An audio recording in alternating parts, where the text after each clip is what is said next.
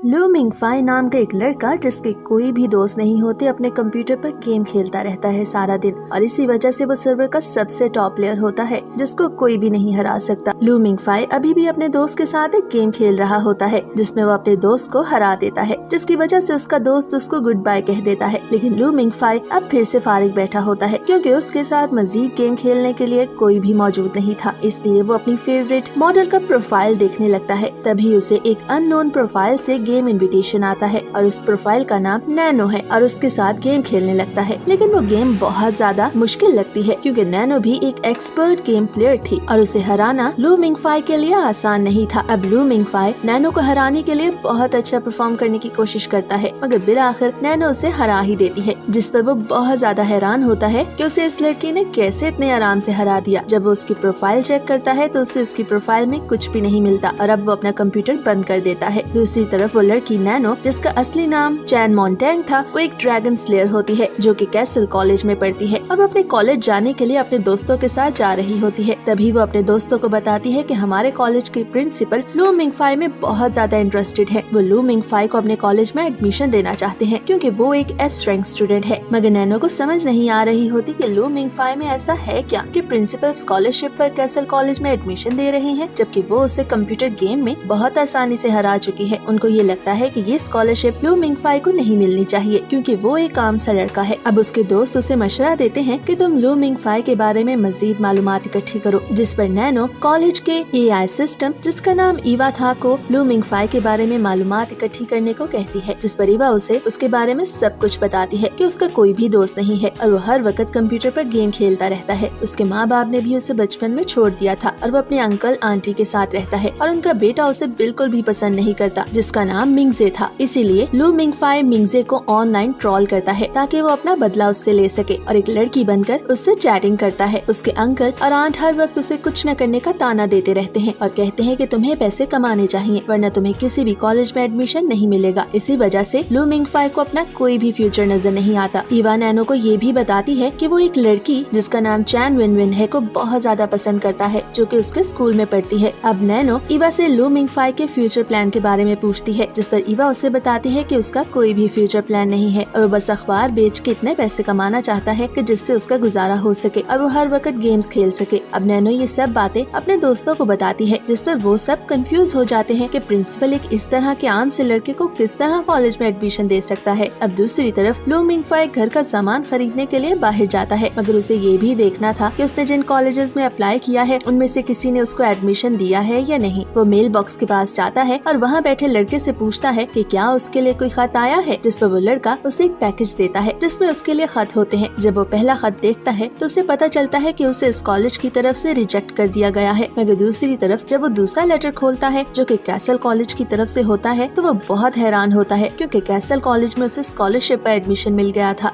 इस लेटर में उसे ये भी बताया जाता है कि प्रोफेसर गैरियन उसको पढ़ाएंगे और उन्होंने ही उसे ये खत भेजा था। लू मिंगफाई को ये सब ख्वाब लगता है लेकिन बहुत जल्द उसे पता चल जाता है कि ये तो एक असली खत है। वो फौरन अपने घर जाता है ताकि अपनी फैमिली को इस एडमिशन के बारे में बता सके। जब वो ये सब बातें सुनते हैं तो उसकी फैमिली को तो ये सब मजाक ही लगता है और उसकी आंट उसे कहती है कि ये खत नकली है और तुम जैसे नालायक स्टूडेंट को कैसल कॉलेज में एडमिशन कैसे मिल सकता है। उसका कजन मिंगजे उसे कहता है कि तुम इस कॉलेज में एडमिशन नहीं ले सकते क्योंकि इस कॉलेज में सिर्फ ह्यूमन हाइब्रिड्स यानी वो लोग जो हाफ ड्रैगन और हाफ ह्यूमन होते हैं सिर्फ एडमिशन ले सकते हैं। वो उसे बताता है कि एक लड़का जिसका नाम चूजाई है और वो फेमस ह्यूमन हाइब्रिड है और कैसल अकेडमी का सबसे स्ट्रॉन्ग स्टूडेंट है, सिर्फ उस जैसे ही लोग इस अकेडमी में एडमिशन ले सकते हैं, लिहाजा तुम इस कॉलेज में एडमिशन का बिल्कुल भी मत सोचो। तभी लू मिंगफाई को डे ड्रीम आता है कि एक हेलीकॉप्टर उनके अपार्टमेंट के बाहर आया है और उसमें से एक आदमी बाहर आता है जिसका नाम चूजाई है। यहाँ तक कि वो उसके सामने झुक जाता है और उसकी मिन्नत करने लगता है कि हम बहुत अरसे से तुम्हारा इंतजार कर रहे हैं और तुम्हें अब इस अकेडमी में एडमिशन ले लेना चाहिए। लेकिन तभी लू मिंगफाई अपने डे ड्रीम से बाहर आ जाता है और उसे ये रियलाइज होता है कि शायद उसकी फैमिली ठीक ही कह रही है कि उसके साथ कोई मजाक कर रहा है। तभी वो वहाँ से जाने लगता है लेकिन लेटर के साथ एक डिवाइस भी मौजूद थी जिस पर एक कॉल आती है जिसको उसकी आंट रिसीव करती है। वो उसे बताती है कि कल कैसल अकेडमी में तुम्हारा इंटरव्यू होगा क्योंकि तुम्हें कैसल कॉलेज में एडमिशन मिल चुका है और ये बात सच है, जिसको सुन के वहाँ मौजूद सभी लोग यानी कि लू मिंगफाई, उसकी आंट, अंकल और उसका कजन बहुत ज्यादा हैरान होते हैं। अब रात को लू मिंगफाई अपने दोस्त को ऑनलाइन अपने कैसल कॉलेज में एडमिशन के बारे में बता आता है, जिसको सुन के उसका दोस्त बहुत ज्यादा खुश होता है और उसे टिप्स देता है कि कल उसने इंटरव्यू के लिए खुद को कैसे तैयार करना है। अब अगले दिन इंटरव्यू देने के लिए लू मिंगफाई मेन सिटी में एक बिल्डिंग पे पहुंच जाता है, जहाँ पर उसके पिछले स्कूल के स्टूडेंट्स भी आए होते हैं, क्योंकि उन्हें भी इंटरव्यू के लिए बुलाया गया होता है। और वहाँ चैन विन भी आई होती है, जिससे वो प्यार करता है। अब वो सब इंटरव्यू के लिए अपनी बारी का इंतजार करने लगते हैं। तभी लू मिंगफाई चैन विन के पास बैठता है और उससे पूछता है कि तुम्हें यहाँ पर इंटरव्यू के लिए बुलाया गया है, जिस पे चैन विन उसे हाँ में जवाब देती है। तो वो उसे कुछ टिप्स देता है और उसे बेस्ट ऑफ लक भी कहता है, जिस पर चैन विन उसका शुक्रिया अदा करती है और अपनी बारी आने पर इंटरव्यू देने के लिए चली जाती है। अब सभी स्टूडेंट्स बारी बारी अपने इंटरव्यूज देते हैं और इसी तरह लू मिंगफाई की बारी भी आ जाती है। लू मिंगफाई बहुत अच्छी तैयारी करके आया होता है, इसीलिए वो इंटरव्यू के वक्त बहुत एक्साइटेड होता है। लेकिन इंटरव्यूअर उससे अजीब सवालात पूछते हैं, जैसा कि क्या वो एलियंस पे यकीन रखता है, जिसको सुन के लू मिंगफाई को बहुत अजीब लगता है, क्योंकि वो इस तरह के सवालात की तैयारी नहीं करके आया था। उसे लगा था कि इंटरव्यूअर उससे उसके बचपन के बारे में पूछेगा, मगर एक और इंटरव्यूअर जो कि उसके सवालात के जवाबात लिखने के लिए वहाँ बैठा था, वो उससे कहता है कि हमें इससे कोई फर्क नहीं पड़ता कि तुम्हारा बचपन कैसे गुजरा, हमें सिर्फ यही सवालात पूछने हैं, क्योंकि ये बहुत ज्यादा अहम सवालात हैं। जिस पर लू मिंगफाई उनको बताता है कि हाँ, मुझे एलियंस पे यकीन है और हर रात मैं आसमान की तरफ देखता हूँ और मुझे वहाँ पर सितारे नजर आते हैं।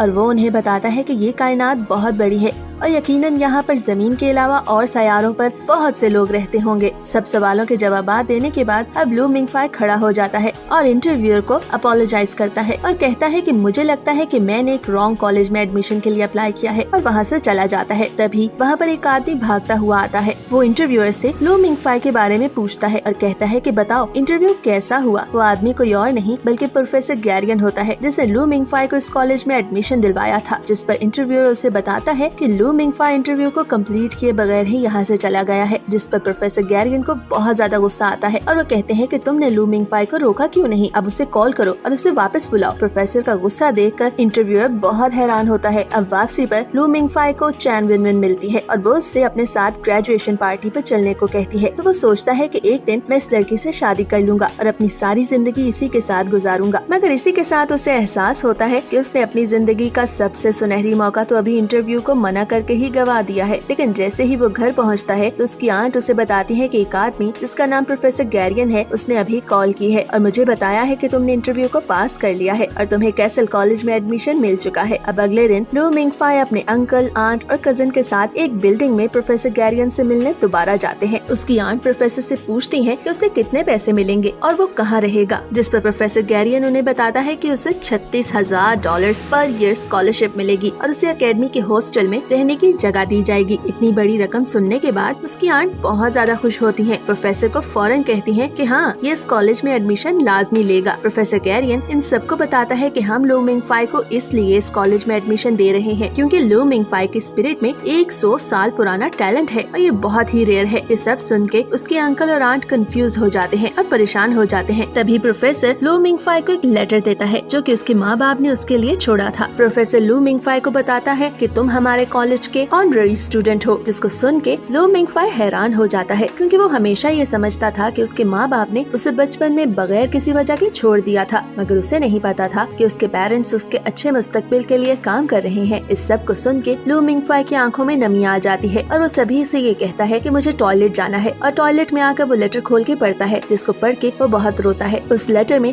उसकी मदर ने उसे बताया था कि वो उससे कितनी ज्यादा मोहब्बत करती हैं और क्या वजह थी कि उन दोनों को उसे छोड़ना पड़ा, क्योंकि वो एक ऐसे ब्लड लाइन से ताल्लुक रखते हैं जो कि बहुत रेयर है और इसी वजह से उन दोनों ने कैसल कॉलेज में अपने बेटे को छोड़ के एडमिशन लिया। खत में ये भी लिखा होता है कि जब लू मिंगफाई एक मखसूस उम्र का हो जाएगा तो उसे इस कॉलेज में स्कॉलरशिप पे एडमिशन दिया जाएगा ताकि वो एक अच्छी जिंदगी गुजार सके। इस सब पढ़ के लू मिंगफाई को बहुत रोना आता है, मगर तभी वहाँ पर नैनो आ जाती है क्योंकि वो लड़कियों के बाथरूम में रो रहा था। तभी वो उससे कहती है कि अगर तुमने ऐसे ही रोना है तो तुम्हें इस बिल्डिंग से चले जाना चाहिए, जिस पर लू मिंगफाई खामोश हो जाता है। अब नैनो उसे वापस मीटिंग में लेकर आती है तो प्रोफेसर गैरियन लू मिंगफाई से पूछता है कि तुमने क्या सोचा, क्या तुम हमें ज्वाइन करोगे। तब लू मिंगफाई उनसे सोचने के लिए कुछ वक्त मांगता है, मगर वहीं पर नैनो सबको बताती है कि वो एडमिशन लेने में इसलिए पीछे हट रहा है क्योंकि वो एक लड़की से मोहब्बत करता है और वो उसे छोड़ना नहीं चाहता। ये सब सुन के लू मिंगफाई हैरान होता है कि नैनो को ये सब बातें कैसे पता और वो चैन विन को भी नहीं जानती, जिस पर नैनो लू मिंगफाई से कहती है कि ये सब मैंने वैसे ही कह दिया था। अब लू मिंगफाई को वो इशारतन बताती है कि असल में वो है कौन। वो उसी जुमले को दोबारा दोहराती है जो उसने उस रात लू मिंगफाई को कहा था जब वो दोनों गेम खेल रहे थे, जिस पर लू मिंगफाई को फौरन एहसास होता है कि ये तो वही लड़की है जिसने उस रात मुझे कंप्यूटर गेम पर हराया था। अब रात को वो अपनी छत पर बैठ के सोचता है कि किस तरह नैनो को उसके बारे में इतनी ज्यादा मालूमात है। वो अपना फोन निकालता है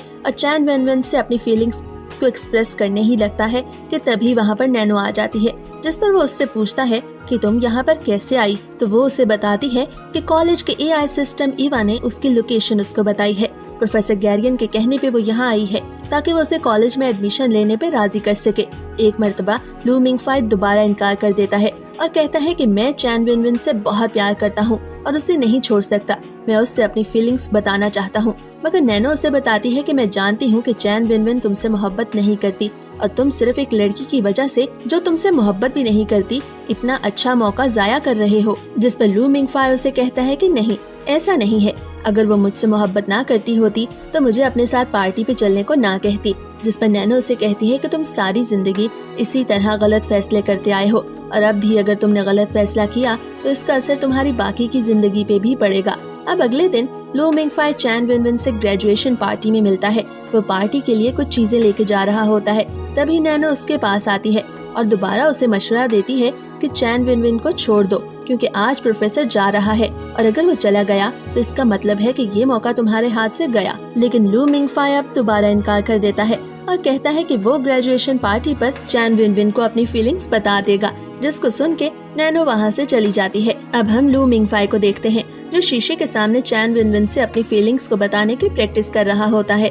वो रास्ते से फूल तोड़ता है ताकि वो चैन विन विन को दे सके क्योंकि उसके पास चैन विन विन को तोहफा देने के भी पैसे नहीं होते। अब पार्टी शुरू हो जाती है और लू मिंगफाई का दोस्त जेम उसके लिए एक सूट लेकर आता है जिसको पहन के वो पार्टी में जाता है। तभी वहाँ पर उसको दो स्टूडेंट्स मिलते हैं और उन दोनों ने भी उसी जैसा सूट पहना होता है।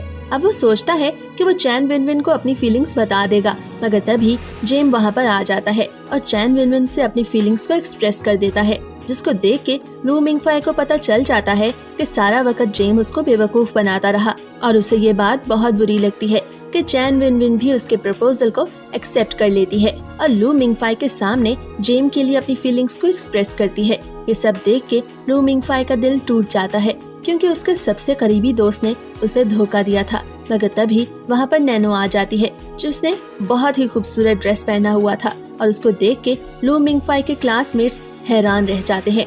वो लू मिंगफाई के पास जाती है और उसके बाजू में अपना बाजू डालकर जेम और चैन विन विन को बताती है कि लू मिंगफाई के पास इससे भी ज्यादा इम्पोर्टेंट काम है और अब वो चैन विन विन जैसी लड़की पर अपना टाइम जाया नहीं करेगा, जिसको देख के जेम को बहुत गुस्सा आता है। मगर नैनो उसे बताती है कि आज के बाद तुम एक नए लू मिंगफाई को देखोगे। ये कहने के बाद वो उसे लेके बाहर की तरफ जाने लगती है तो लू मिंगफाई को कहती है कि अगर तुम एक आखिरी बार चैन विन विन को देखना चाहते हो तो देख लो, मगर वो इनकार कर देता है। अब वो दोनों नैनो की गाड़ी में बैठते हैं और वहाँ से निकल जाते हैं, मगर रास्ते में पेट्रोल खत्म हो जाता है, जिस पर नैनो अपनी गाड़ी के टैंक को फुल करती है। मगर इसी दौरान वो लू मिंगफाई को बताती है कि वो प्रिंसिपल को मायूस नहीं कर सकती क्योंकि प्रिंसिपल चाहते हैं कि तुम हमारे कॉलेज को ज्वाइन करो। जिस पर वो नैनो का शुक्रिया अदा करता है और कहता है कि मुझे खुशी है कि तुमने मुझे एग्री कर ही लिया, अब मैं कैसल कॉलेज को ज्वाइन करूंगा। जिस पर नैनो ईवा को लू मिंगफाई के फैसले के बारे में बताती है। अब ईवा लू मिंगफाई से पहली मर्तबा मिलती है और लू मिंगफाई को उसका स्टूडेंट आईडी कोड भी बताती है और उसे कहती है कि तुम एक एस रैंक स्टूडेंट हो। वो उसे कैसल कॉलेज की तमाम इन्फॉर्मेशन भी देती है, जिस पर नैनो लू मिंगफाई को कॉलेज का किंग कहती है। हालांकि अभी तक लू मिंगफाई ने कोई भी टास्क पूरा नहीं किया था, जिसको सुन के वो बहुत ज्यादा एक्साइटेड फील करता है। नैनो उसे बताती है कि तुम्हें परेशान होने की जरूरत नहीं है, मैं तुम्हें गाइड करूंगी और जो कुछ मैंने कॉलेज से सीखा है वो तुम्हें बताऊंगी और तुम्हारी मदद भी करूंगी वक्त आने पे। जिसको सुन के लू मिंगफाई बहुत खुश होता है और कहता है कि आज से तुम मेरी दोस्त हो। अब ईवा तमाम इन्फॉर्मेशन को अपने सिस्टम पे सेव कर लेती है, जिससे कॉलेज के सभी स्टूडेंट्स को ये नोटिफिकेशन मिल जाता है कि लू मिंगफाई ने कैसल कॉलेज को ज्वाइन कर लिया है। अब कुछ दिनों बाद लू मिंगफाई कैसल कॉलेज जाने के लिए एयरपोर्ट जाता है और वहाँ पर एक ऑफिसर से सीसी लाइन ट्रेन का पूछता है क्योंकि उसने उसी ट्रेन से कॉलेज को जाना था। तो वो उसे कहता है कि इस नाम की कोई भी ट्रेन नहीं है और मैं तुम जैसे भिखारियों से बात नहीं करता। जिस पर लू मिंगफाई अपनी जेब से $20 निकाल के कहता है कि मैं गरीब नहीं हूँ। मगर वो जैसे ही इर्द गिर्द देखता है तो वहाँ पर उसे बहुत से भिखारी नजर आते हैं जिनके कपड़े लू मिंगफाई से मिलते जुलते थे। वो उसे कहता है कि अगर तुम्हें किसी भी तरह की मदद चाहिए तो तुम्हें चाइनीज एम्बेसी जाना होगा, वहाँ पर तुम्हें खाना और रिहाइश मिल जाएगी। और ये कह के वो ऑफिसर वहाँ से चला जाता है। अब ये सब देख के लू मिंगफाई को अजीब लगता है और वो एयरपोर्ट पर ही एक होटल में जाता है, लेकिन उसे होटल में उसके हुलिये की वजह से एंटर नहीं होने दिया जाता। उसे बताया जाता है कि भिखारी यहाँ पर नहीं आ सकते, मगर तभी वो फिंगर नामी एक लड़के से मिलता है जिसके बाल सिल्वर कलर के होते हैं। वो लड़का उससे कुछ पैसे मांगता है क्योंकि वो गरीब था, मगर तभी उसकी नजर उसके हाथ पे पड़ती है क्योंकि लू मिंगफाई ने अपने हाथ में कैसल कॉलेज का कार्ड पकड़ा हुआ था, जिस पर फिंगर उससे पूछता है कि क्या तुम कैसल कॉलेज में स्टूडेंट हो, और उसके साथ ही वो अपनी जेब से अपना कार्ड भी निकालता है क्योंकि वो भी कैसल कॉलेज में ही पढ़ता था। वो उससे बताता है कि मैं सीनियर हूँ और ये कहते साथ ही वो उसके हाथ से $20 का नोट ले लेता है। अब रात को वो दोनों अपनी ट्रेन का इंतजार कर रहे होते हैं। तभी फिंगर उसे बताता है कि मैं यहाँ पर 8 साल से पढ़ रहा हूँ क्योंकि मैंने अपने ग्रेड्स को रिपीट किया है और तुम जान ही गए होगे कि मैं कितना लायक स्टूडेंट हूँ। अब वो लू मिंगफाई को मजीद बताता है कि कॉलेज पहाड़ों के दरमियान में बना हुआ है और वहाँ पर पहुँचने का सबसे आसान तरीका सीसी लाइन ट्रेन ही है। वो उसे मजाक में कहता है कि अगर तुम्हारा प्राइवेट जहाज है तो तुम उसके जरिए भी वहाँ पर जा सकते हो, हेडमास्टर से परमिशन लेके। अब आधी रात का वक्त हो जाता है। लू मिंगफाई और फिंगर दोनों ही सो जाते हैं। लू मिंगफाई एक ख्वाब देखता है जिसमें बहुत सारे लोग भाग रहे होते हैं क्योंकि वहाँ पर जंग हो रही होती है। अचानक उसकी आंख खुलती है तो उसकी नजर खिड़की से बाहर एक बहुत बड़े चांद पे पड़ती है, मगर जैसे ही वो अपनी दूसरी तरफ देखता है तो वहाँ पर एक लड़का बैठा होता है जो लू मिंगफाई की तरफ देखता है और उसे भाई कहता है। तभी असल में लू मिंगफाई की आंख खुल जाती है और वो चीखने लगता है, जिसको सुन के फिंगर वहाँ से भाग जाता है। दरअसल वो सब ख्वाब था। तभी वहाँ पर एक आदमी आता है जिसके हाथ में एक बेल होती है और ऐसा लगता है जैसे वो भूत है। वो मुसलसल ये कह रहा होता है कि सीसी लाइन ट्रेन आ गई है, अपने कार्ड्स को और सामान को रेडी रखो। फिंगर उस आदमी के पास जाता है और उससे कहता है कि हमें सीसी लाइन ट्रेन का टिकट चाहिए। तभी लू मिंगफाई भी वहाँ पर उस आदमी के पास जाता है और उससे अपना नाम बताता है, जिसको सुन के वो आदमी हैरान रह जाता है। वो उसे बताता है कि तुम्हें लेने प्रोफेसर गैरियन ने खुद आना था और तुम्हें तो बस सिर्फ अपने कार्ड को एक मर्तबा यूज करना होगा और ट्रेन खुद ब खुद तुम्हें लेने आ जाएगी। जिसको सुन के लू मिंगफाई बहुत हैरान होता है।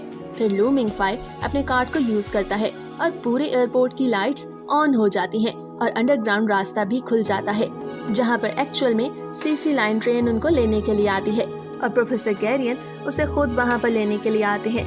अब प्रोफेसर गैरियन, फिंगर और लू मिंगफाई ट्रेन में बैठ जाते हैं जहाँ पर प्रोफेसर गैरियन लू मिंगफाई को कुछ डॉक्यूमेंट साइन करने को कहते हैं और वो उसे बताते हैं कि यहाँ पर ऐसे सब्जेक्ट्स पढ़ाए जाते हैं जो कि पूरी दुनिया की किसी भी यूनिवर्सिटी में नहीं पढ़ाए जाते और यहाँ पर ड्रैगन्स के बारे में पढ़ाया जाता है। वो लू मिंगफाई से इसके बारे में उसकी राय मांगते हैं, जिस पर लू मिंगफाई उन्हें बताता है कि बहुत सी स्टोरीज में हमें इनका जिक्र मिलता है। जिस पर प्रोफेसर गैरियन उसे कहते हैं कि ये सिर्फ स्टोरी में ही नहीं बल्कि हकीकत में भी मौजूद है। वो उसे बताते हैं कि ड्रैगन और इंसानों के दरमियान बहुत अरसा तक एक लंबी जंग होती रही, लेकिन आम इंसानों को इसके बारे में नहीं पता क्योंकि कैसल कॉलेज में ड्रैगन के बारे में पढ़ाया जाता है और कैसल कॉलेज के स्टूडेंट्स ही ड्रैगन्स को मारते हैं और इंसानों की मदद करते हैं। ये सब सुनने के बाद लू मिंगफाई कहता है कि शायद प्रोफेसर को किसी दिमागी डॉक्टर की जरूरत है, मगर तभी लू मिंगफाई को दोबारा डे ड्रीम आता है और वो दोबारा उसी लड़के को देखता है जिसको उसने एयरपोर्ट पर अपने डे ड्रीम में देखा था।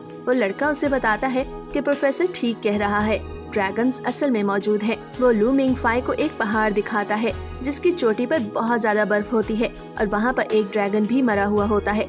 वो उसे बताता है कि इसको एक इंसान ने मारा था और इस ड्रैगन के मरने पर सभी इंसानों ने बहुत ज्यादा जश्न मनाया था क्योंकि इससे इंसानों की तरक्की का आगाज हुआ था। दरअसल इस लड़के का नाम लू मिंगजाई होता है और वो लू मिंगफाई के ख्वाब में आकर अक्सर उससे बातें करता है और बहुत से राजों से पर्दा भी उठाता है।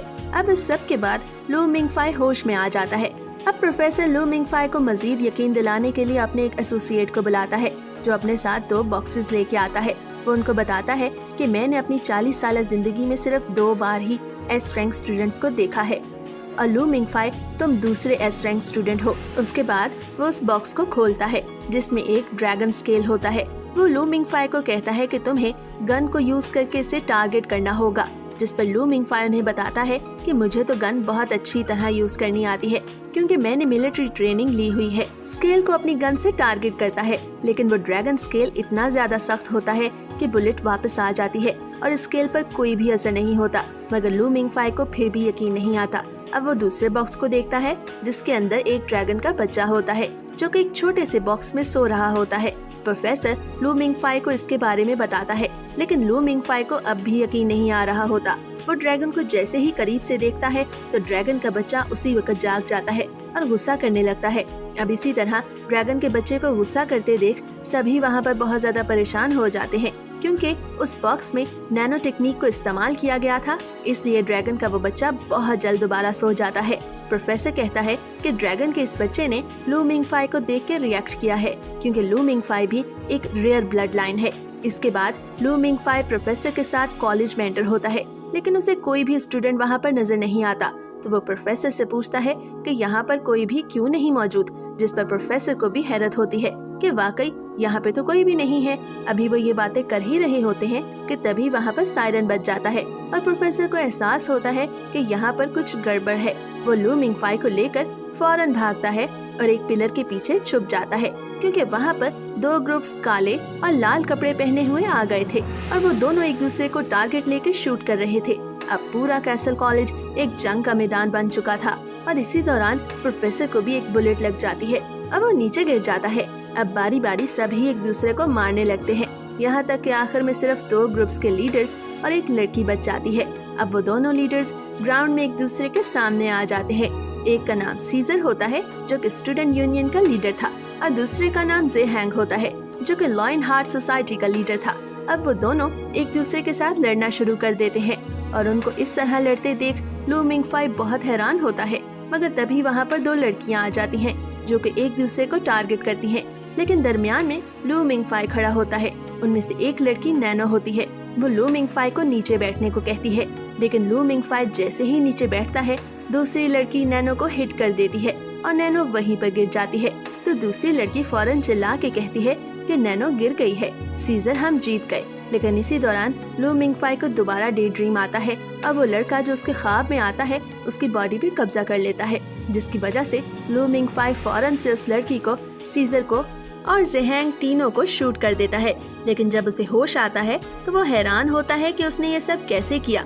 मगर तभी वहाँ पर नर्सेज का एक बहुत बड़ा ग्रुप जख्मियों की मदद करने के लिए पहुँच जाता है और साथ ही एक बूढ़ा आदमी जो कि गंजा था वो लू मिंगफाई के पास आता है और कहता है कि स्टूडेंट्स ने सिर्फ फन करने के लिए कॉलेज के कितने ज्यादा पैसे जाया कर दिए। तभी प्रोफेसर गैरियन भी उठ जाते हैं और लू मिंगफाई को बताते हैं कि ये असली बुलेट्स नहीं थी बल्कि नकली थी और कोई भी नहीं मरा बल्कि सिर्फ बेहोश हुआ था और आज कॉलेज में स्टडी डे नहीं था, इसीलिए सभी स्टूडेंट्स ने ये सब किया ताकि वो देख सके कि उनमें से कौन सबसे ज्यादा स्ट्रांग है। मगर ये बात करते हुए प्रोफेसर गैरियन दोबारा नीचे गिर जाते हैं।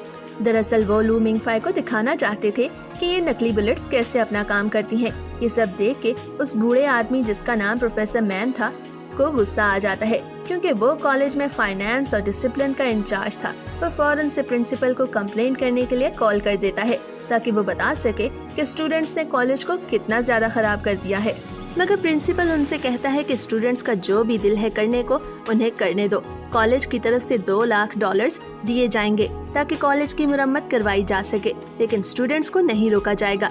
प्रिंसिपल ये भी कहता है कि काश मैं भी तब वहाँ पर होता जब स्टूडेंट्स ये सब कर रहे थे।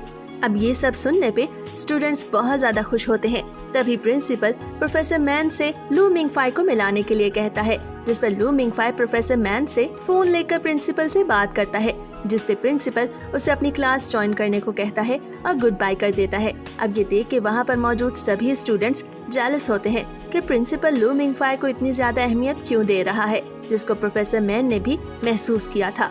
इसके बाद लू मिंगफाई अपने रूम में जाता है जो कि काफी बड़ा कमरा था। वहाँ पर उसका रूममेट कोई और नहीं बल्कि फिंगर था। वो उसे कहता है कि मैं तुम्हें पूरा कॉलेज दिखाऊंगा और उसे लेकर अपने साथ पूरे कॉलेज की सैर को निकल जाता है।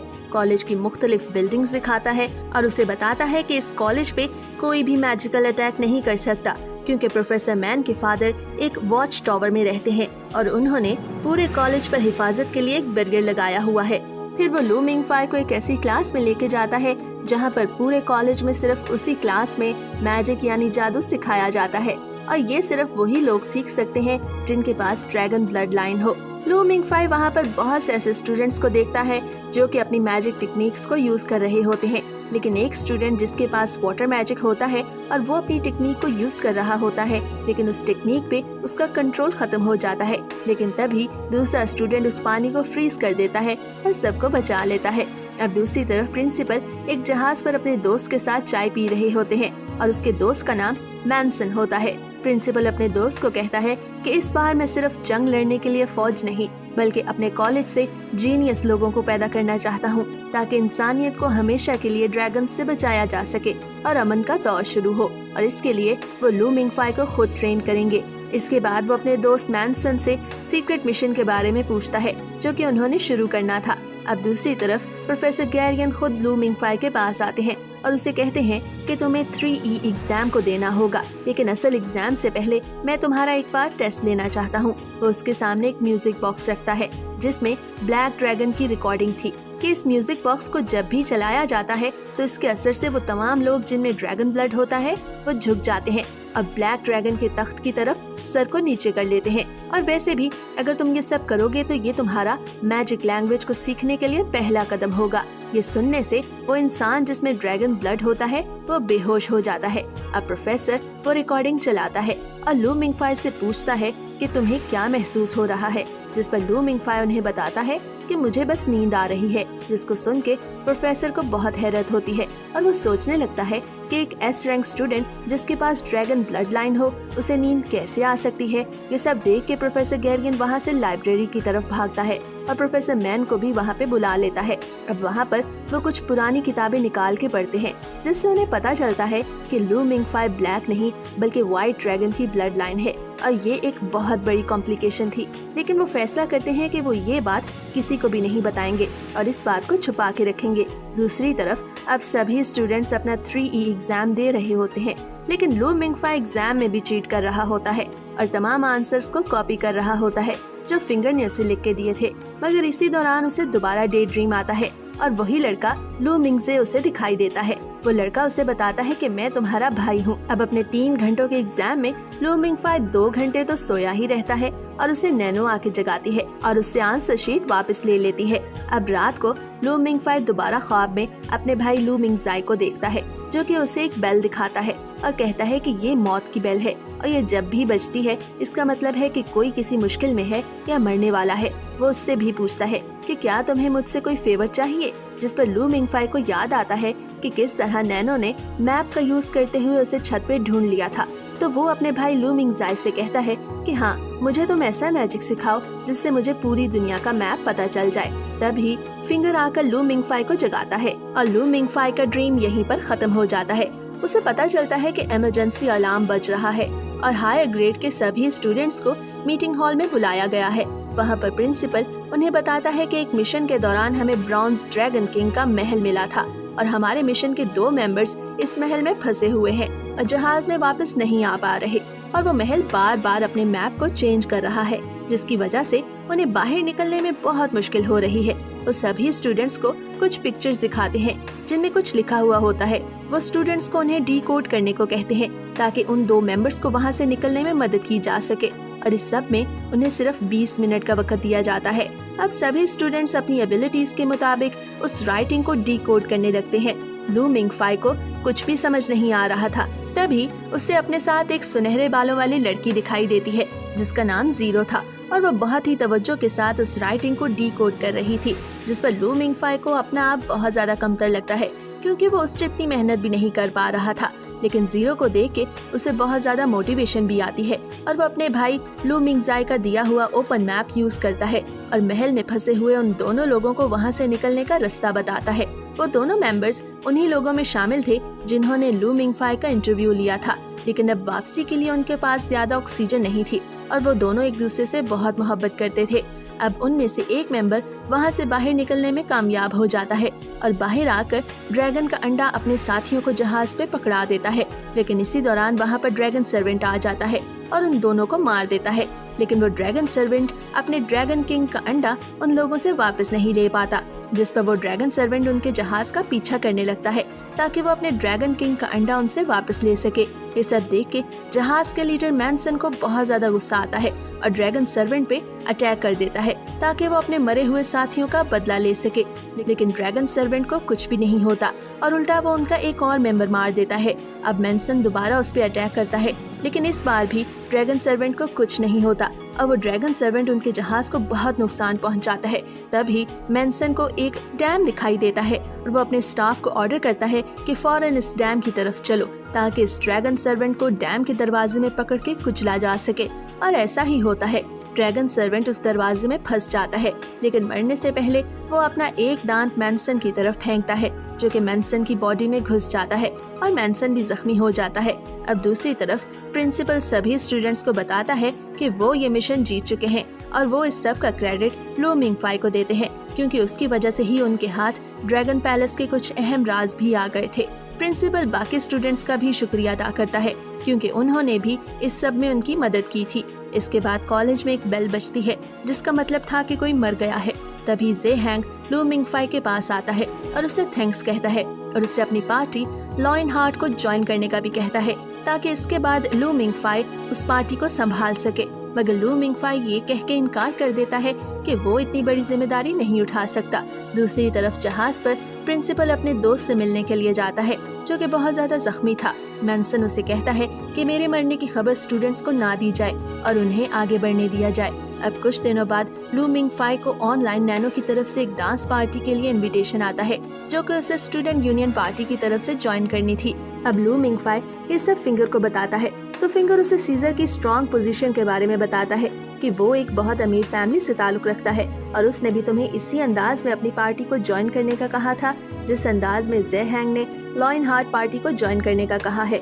मगर लू मिंगफाई उसे कहता है कि मैं किसी भी पार्टी को ज्वाइन नहीं करना चाहता, लेकिन फिंगर उसे पार्टी में जाने को कहता है क्योंकि वहाँ पर बहुत अच्छा खाना होगा। अब रात को लू मिंगफाई और फिंगर उस पार्टी में जाते हैं, जहाँ पर उन्हें पता चलता है कि नैनो दरअसल सीजर की गर्लफ्रेंड है और उस सीजर ने ये पार्टी नैनो की बर्थडे मनाने के लिए रखी थी। अब सभी वहाँ पर डांस करने लगते हैं, लेकिन फिंगर लू मिंगफाई के साथ डांस करने लगता है क्योंकि उसे लगता था कि उन दोनों के साथ कोई भी लड़की डांस नहीं करेगी। मगर तभी जीरो लू मिंगफाई के पास आती है और उसके साथ डांस करने लगती है। उन दोनों को इस तरह डांस करता देख के सब उनकी बहुत तारीफ करते हैं। अब डांस खत्म होने के बाद सीजर लू मिंगफाई को अपने साथ खड़ा होने को कहता है ताकि वो उसकी पार्टी ज्वाइनिंग का ऐलान कर सके, लेकिन लू मिंगफाई सीजर से कुछ और वक्त मांगता है और बाहर आ जाता है ताकि वो नैनो को, जो कि पार्टी को छोड़ के वापस जाने के लिए बाहर आ गई थी, उससे बाहर आके मिल सके और बर्थडे विश कर सके। तभी नैनो उसे कहती है कि तुम गाड़ी चलाओ और मुझे पहाड़ के बिल्कुल ऊपर ले जाओ। अब दूसरी तरफ कॉलेज पर 13 आउटसाइडर्स अटैक कर देते हैं क्योंकि वो ड्रैगन का अंडा लेना चाहते थे। अब सीजर और जे हैंग अपने सभी मेंबर्स के साथ वहां लड़ने के लिए आ जाते हैं और कॉलेज के बाकी स्टूडेंट्स भी अपनी ड्यूटी को संभाल लेते हैं और उन 13 आउटसाइडर्स में से 7 को पकड़ लिया जाता है। मगर वो 7 आउटसाइडर्स अपने लीडर का नाम नहीं बताते क्योंकि उन्होंने कभी अपने लीडर को देखा ही नहीं था। अब दूसरी तरफ प्रिंसिपल और प्रोफेसर मैन वॉच टावर में प्रोफेसर मैन के फादर से रिक्वेस्ट करते हैं कि वो कॉलेज की हिफाजत के लिए लगा हुआ बैरियर हटा दें ताकि स्टूडेंट्स अपनी पावर्स को आसानी से इस्तेमाल कर सकें। ये सुन के प्रोफेसर मैन के फादर उस बैरियर को हटा देते हैं, मगर बैरियर के हटने की वजह से आउटसाइडर्स की पावर्स भी बढ़ चुकी थी और उनमें से 4 आउटसाइडर्स अपने लीडर के साथ सीजर से लड़ने के लिए उसके पैलेस में घुस जाते हैं और दूसरी तरफ एक सुनहरे बालों वाली लड़की जे हैंग से लड़ने के लिए लाइब्रेरी में जाती है जहाँ पे वो बैठा हुआ था।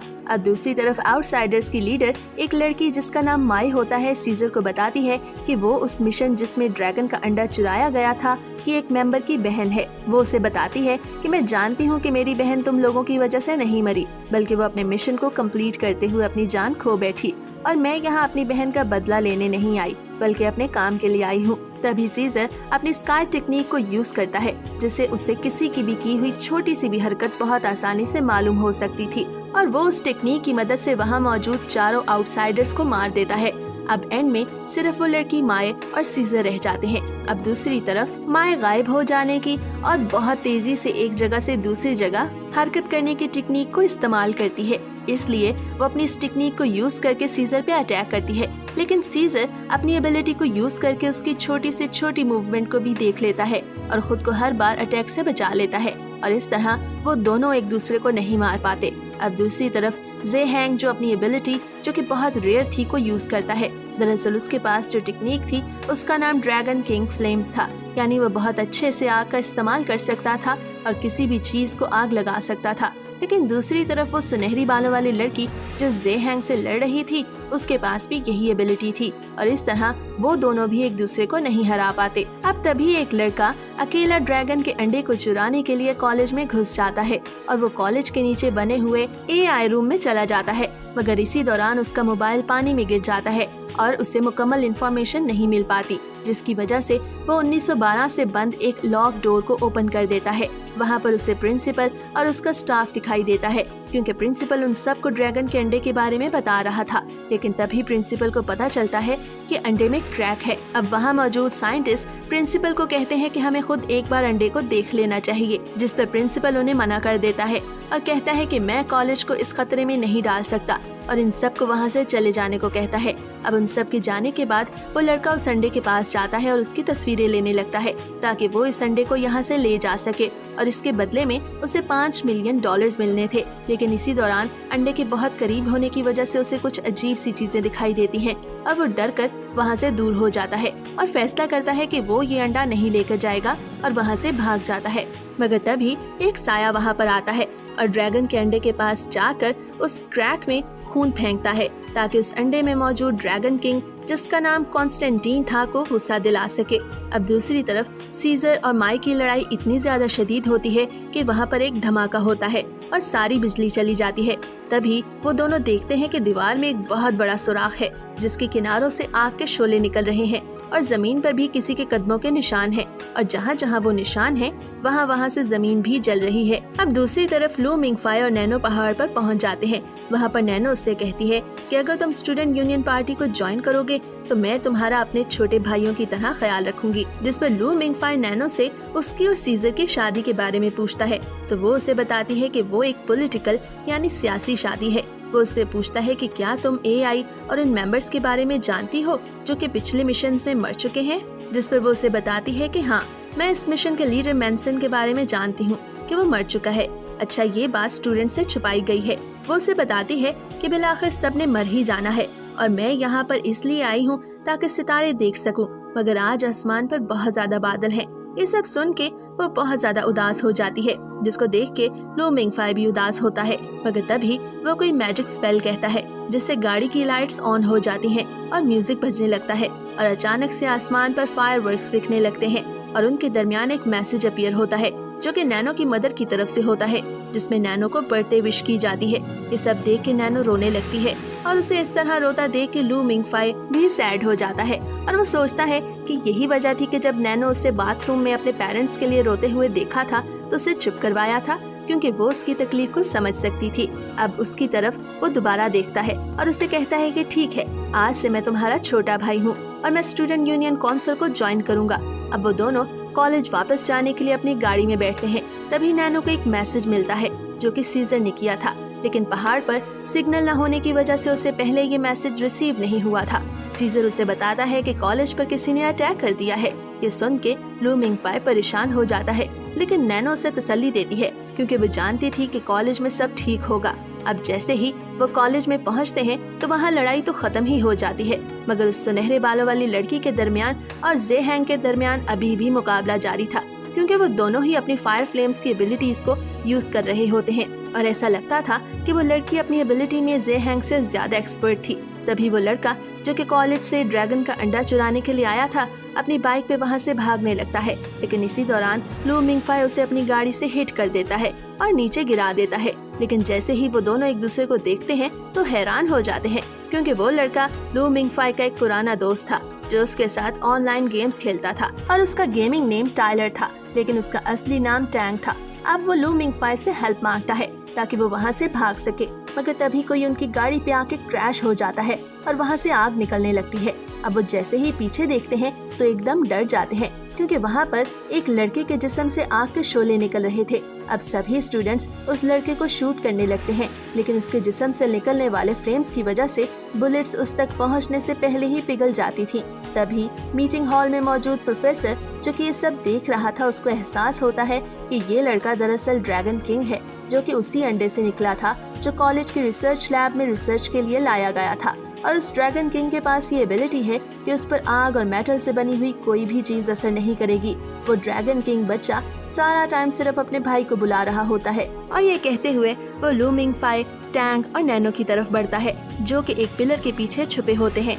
जैसे ही उस ड्रैगन को अपनी तरफ आते देखते हैं तो वहाँ से भाग जाते हैं, और आगे चल के उन्हें सीजर, फिंगर और माई मिलते हैं। उन सभी को ये लगता है कि ये बच्चा दरअसल लू मिंग फाई को ढूंढ रहा है, इसीलिए लू मिंग फाई, टैंग और फिंगर एक पूल में जाकर छुप जाते हैं। सीजर और माई ये फैसला करते हैं कि वो इस बच्चे के साथ मुकाबला करेंगे, क्योंकि वो उसे हराने का राज जान चुके थे।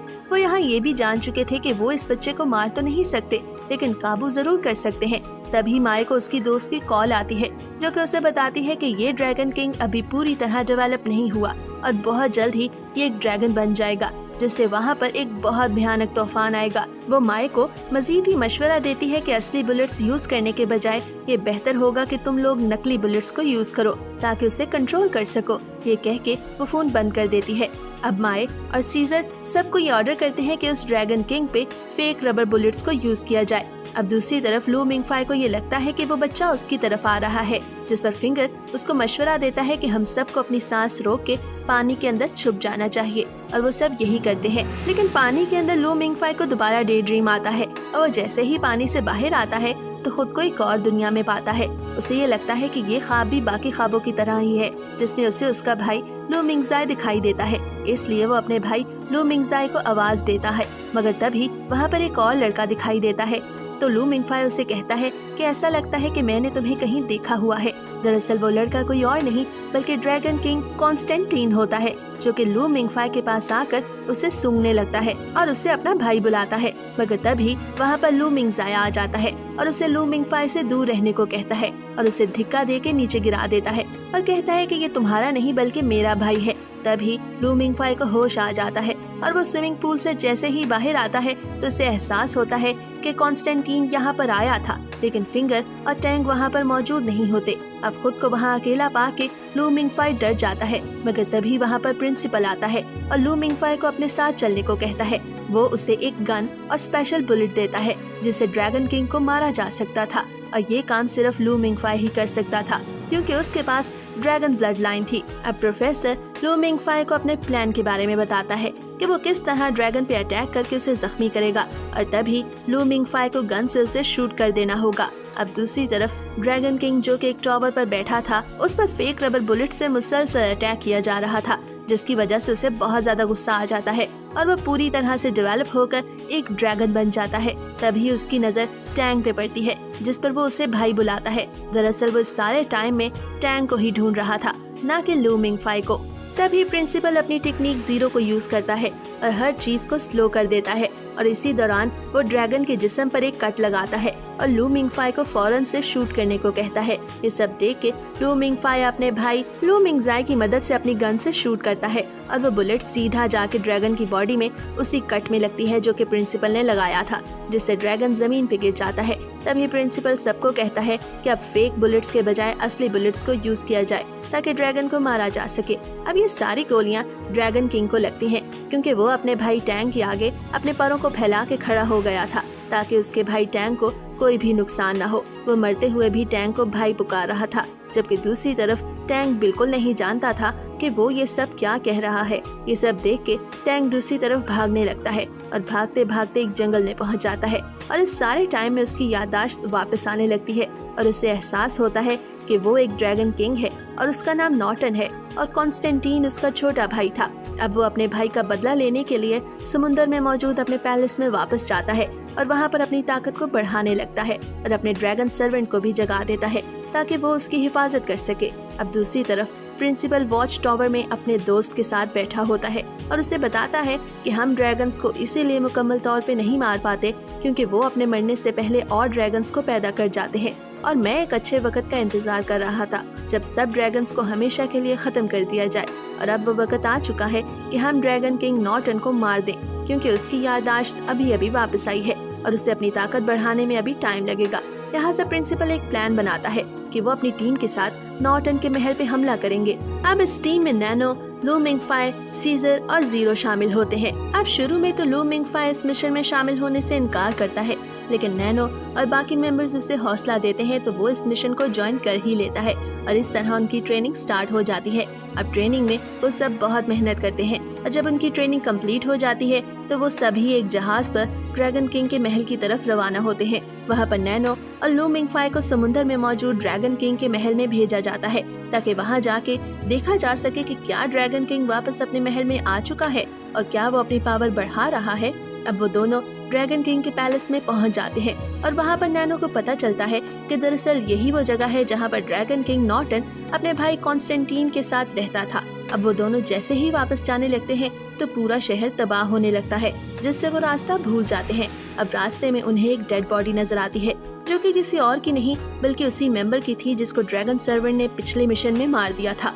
उस डेड बॉडी के हाथ में एक बुक होती है जो कि नैनो अपने पास रख लेती है मगर उसी दौरान लू मिंगफाई का स्विमिंग सूट टूट जाता है जिस पर नैनो उसे अपना स्विमिंग सूट दे देती है और कहती है कि तुम मेरी फिक्र मत करो, मैं अपनी सांस पानी में आसानी से रोक सकती हूँ और अगर मुझे जरूरत हुई तो मैं तुमसे ऑक्सीजन ले लूंगी। और वो सारा रास्ता इसी तरह तय करते हैं। और दूसरी तरफ जहाज पर ड्रैगन सर्वेंट अटैक कर देता है और जहाज का एक इंजन खराब कर देता है। अब ये सब देख के सीजर जहाज का सारा कंट्रोल अपने हाथ में ले लेता है मगर ड्रैगन सर्वेंट बाज नहीं आता और दोबारा जहाज पे अटैक करता है और उन्हें एक पहाड़ की तरफ ले जाता है जहाँ पर ड्रैगन किंग नॉर्टन उनका वेट कर रहा था। अब ड्रैगन किंग नॉर्टन अपनी और ड्रैगन सर्वेंट की पावर्स को मिला के सीजर के जहाज पे अटैक करता है जिसमें सीजर एक प्लान बनाता है कि वो खुद अब ड्रैगन किंग नॉर्टन से मुकाबला करेगा। तभी वहाँ पर ज़ेहैंग भी आ जाता है। अब सीजर ज़ेहैंग को बताता है कि मैं ड्रैगन किंग नॉर्टन का ध्यान अपनी तरफ लगाऊंगा और तभी तुम उस पर अपनी फायर एंड फ्लेम एबिलिटी से अटैक कर देना, जिसपे ज़ेहैंग ऐसा ही करता है तो वहाँ पर एक शदीद धमाका होता है जिससे सीजर के अलावा वहाँ मौजूद सभी लोग कुछ वक्त के लिए अंधे हो जाते हैं क्योंकि सीजर ने अपने आप को बचाने के लिए अपनी आंखों पे पट्टी बांधी हुई थी। इसी दौरान प्लान के मुताबिक जीरो एक मिसाइल लॉन्च करती है जो कि सीधा ड्रैगन किंग नॉर्टन की बॉडी में जाके लगता है और ड्रैगन किंग नॉर्टन पानी में डूब जाता है। अब दूसरी तरफ नैनो और लू मिंगफाई को लेने के लिए एक बॉक्स समुद्र के अंदर भेजा जाता है मगर तभी नैनो लू मिंगफाई को उस बॉक्स के अंदर धक्का दे देती है और दरवाजा बंद कर देती है। लू मिंगफाई ये देखने के लिए पीछे मुड़ता है कि आखिर नैनो कर क्या रही है मगर इसी दौरान ड्रैगन सर्वेंट की डूबती हुई बॉडी का स्ट्रिंगर नैनो की बॉडी में घुस जाता है। ये देख के लू मिंगफाई रोने लगता है मगर तभी लू मिंगफाई को दोबारा डे ड्रीम आता है जहाँ पर लू मिंगजाई उसे हेल्प ऑफर करता है और कहता है कि अगर तुम किंग नॉर्टन को मारना चाहते हो और नैनो को बचाना चाहते हो तो तुम्हें मेरे साथ एक कॉन्ट्रैक्ट करना होगा। जिस पर लू मिंगफाई उससे पूछता है कि कैसा कॉन्ट्रैक्ट, तो वो उसे बताता है कि मैं तुम्हारी 4 विशेस पूरी करूंगा लेकिन इसके बदले तुम्हें मुझे अपनी जान देनी होगी। इन 4 विशेस के पूरा होने के बाद या तब जब कभी तुम अकेला महसूस करोगे दुनिया में। ये सब सुन के लू मिंगफाई को बहुत अजीब लगता है कि हमेशा उसे दूसरों की मदद लेने की जरूरत क्यों पड़ती है और वो खुद से कोई भी चीज क्यों नहीं कर पाता, लेकिन वो मान जाता है। जिस पर लू मिंगजाई उसकी पावर्स को बढ़ा देता है। उसे कहता है कि अब तुम किंग नॉर्टन को मार सकते हो और नैनो को भी बचा सकते हो। दरअसल किंग नॉर्टन सिर्फ डूबा था, मरा नहीं था। वो उसे मजीद बताता है कि ये बुक जो तुम्हारे पास है उसमें 7 हथियार है जो कि नॉर्टन ने इंसानों को मारने के लिए बनाए थे, लेकिन तुम इन्हीं हथियारों को इस्तेमाल करके नॉर्टन को ही मार सकते हो। इसके साथ ही लू मिंगफाई को होश आ जाता है और वो उस बॉक्स से बाहर आके उन एबिलिटीज को यूज करता है जो लू मिंगजाई ने उसे दी थी और नैनो को बचा लेता है और उसे वापस जहाज में भेज देता है और खुद नॉर्टन से लड़ने के लिए तैयार हो जाता है।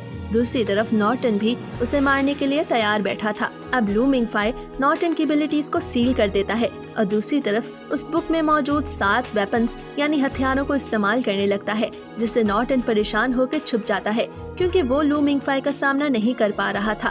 तभी लू मिंगफाई अपनी एबिलिटी का इस्तेमाल करके ये पता लगा लेता है कि वो कहाँ पर छुपा है, और वो जैसे ही उस पर अटैक करने के लिए बाहर आता है तो लू मिंगफाई उसके अटैक को आसानी से डॉज कर देता है। लेकिन वो जैसे ही उसे देखता है तो उसे अपना दोस्त टैंग याद आ जाता है और इस बात का फायदा उठाते हुए नॉर्टन उसका गला दबाने लगता है। लेकिन तभी लू मिंगजाई लू मिंगफाई की बॉडी पे कब्जा करके नॉर्टन को उन 7 वेपन्स यानी हथियारों में से एक हथियार से मार देता है। लेकिन इस बार भी नॉर्टन अभी पूरी तरह से नहीं मरा था। अब दूसरी तरफ जहाज पर नैनो को ट्रीटमेंट दिया जा रहा होता है।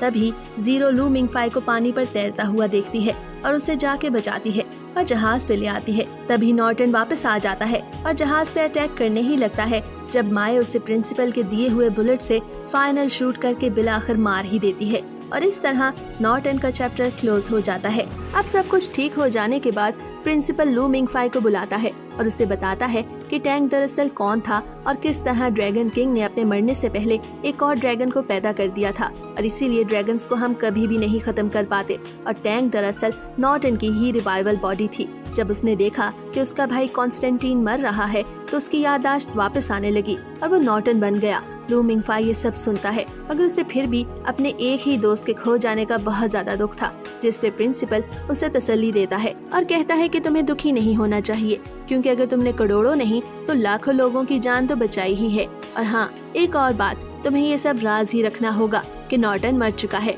प्रिंसिपल उसे कहता है कि मुझे ऐसा क्यों लगता है कि तुम मुझसे कुछ छुपा रहे हो, जिस पर लू मिंगफाई लू मिंगजाई के साथ हुए अपने कॉन्ट्रैक्ट के बारे में सोचता है और प्रिंसिपल से कहता है कि अगर आप मुझसे मजीद सवालात नहीं करेंगे तो मैं आपका शुक्रगुजार हूँगा। इसके बाद प्रिंसिपल उसे खत देता है और कहता है कि ये हमें एक अननोन एड्रेस से रिसीव हुआ है। लू मिंगफाई जैसे ही खत को खोलता है तो उसे पता चलता है कि ये उसकी मदर ने उसे भेजा है और उसमें लिखा होता है कि वो अपने बेटे को मिस कर रही हैं और उन्हें बहुत ज्यादा प्राउड फील हो रहा है और एक दिन जब लू मिंगफाई अपनी ग्रेजुएशन कंप्लीट कर लेगा तो वो उससे मिलने जरूर आएंगे। ये सब पढ़ के लू मिंगफाई रोने लग जाता है और वहाँ से चला जाता है। अपने कमरे में वापस आकर वो फिंगर को बहुत डांटता है क्योंकि उसकी गैर मौजूदगी में फिंगर ने उसके बारे में बहुत अजीब अजीब खबरें पोस्ट की थीं। तभी दरवाजे पर दस्तक होती है। दरअसल वहाँ पर सीजर चीनी लेने के लिए आया था, जिस पर फिंगर लू मिंगफाई को बताता है कि सीजर, जेहैंग और नैनो हॉस्टल में ही शिफ्ट हो गए हैं। तभी नैनो लू मिंगफाई के पास आती है और उसे एक चॉकलेट देती है और उसे बताती है कि अगर तुमने और खानी है तो तुम कमरे में आ जाओ। ये सब सुन के लू मिंगफाई तो नहीं मगर फिंगर चॉकलेट खाने के लिए भाग जाता है। अब पीछे नैनो लू मिंगफाई को डिनर पे इनवाइट करती है मगर लू मिंगफाई इनकार कर देता है। अब ये सुन के नैनो वहाँ से चली जाती है मगर तभी लू मिंगफाई को एक पैकेज रिसीव होता है। वो जैसे ही पैकेज को खोलता है तो उसके अंदर एक मोबाइल फोन होता है, जिसको देख के उसे लगता है कि उसने पहले भी उसे कहीं देखा हुआ है। वो मोबाइल को ऑन करता है और तभी उसे एक मैसेज रिसीव होता है जिससे ये पता चलता है कि ये स्मार्टफोन लू मिंगजाई ने भेजा है और वो अपने और लू मिंगफाई के दरमियान हुए कॉन्ट्रैक्ट को कंफर्म कर रहा है क्योंकि उसने लू मिंगफाई की एक विश पूरी कर दी थी और इस तरह उसने लू मिंगफाई की 1/4 लाइफ की कीमत चुका दी थी। वो लू मिंगफाई से कहता है कि अगर उसे कभी कोई और विश पूरी करवानी हुई तो वो इस मोबाइल के जरिए उसे मैसेज कर सकता है, जिस पर लू मिंगफाई सोचता है कि उसे मजीद विशेष नहीं करनी चाहिए ताकि वो अपनी जिंदगी जी सके और एंजॉय कर सके। और इसके साथ ही ये एनिमी यहाँ पर खत्म होती।